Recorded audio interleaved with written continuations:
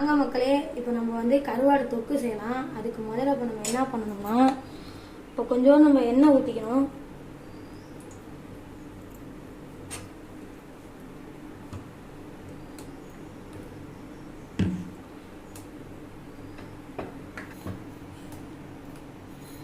இப்போ நான் வந்து சொன்னதுனால இப்போ கொஞ்சம் கடுகு போட்டுக்கிறேன், அது பொரியட்டும்.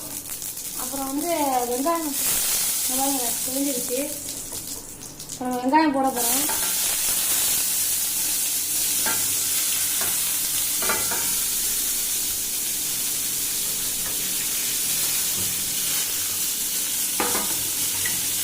வெங்காயம் நல்லா வணங்கிட்டுங்க. வெங்காயம் வணங்கினதுக்கப்புறம் இப்போ நம்ம ஒரே ஒரு பச்சை மிளகா போட்டுக்கலாம். அது வாங்கிப்போம்.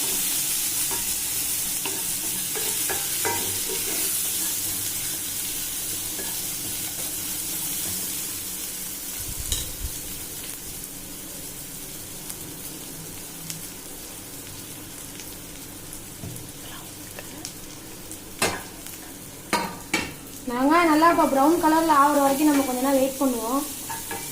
அப்படியே வணக்கிக்கிட்டே இருக்கணும், விட்டா அடி பிடிச்சிருவேன்.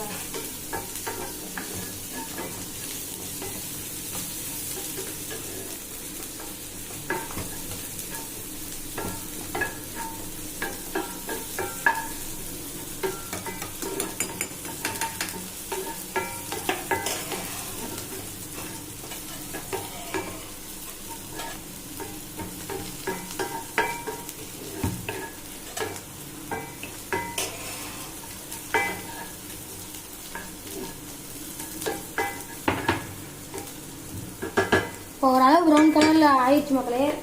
நெக்ஸ்ட்டு நம்ம தக்காளியை போட்டுக்கலாம். தக்காளி உணர்ந்ததுக்கு அப்புறமா கருவேப்பிலை போடணும்.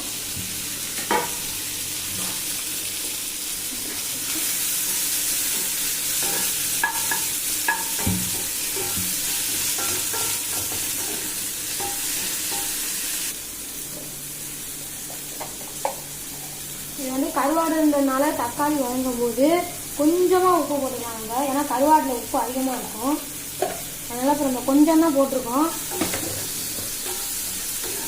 போட்டு நல்லா வதக்கிக்கிட்டே இருக்குங்க.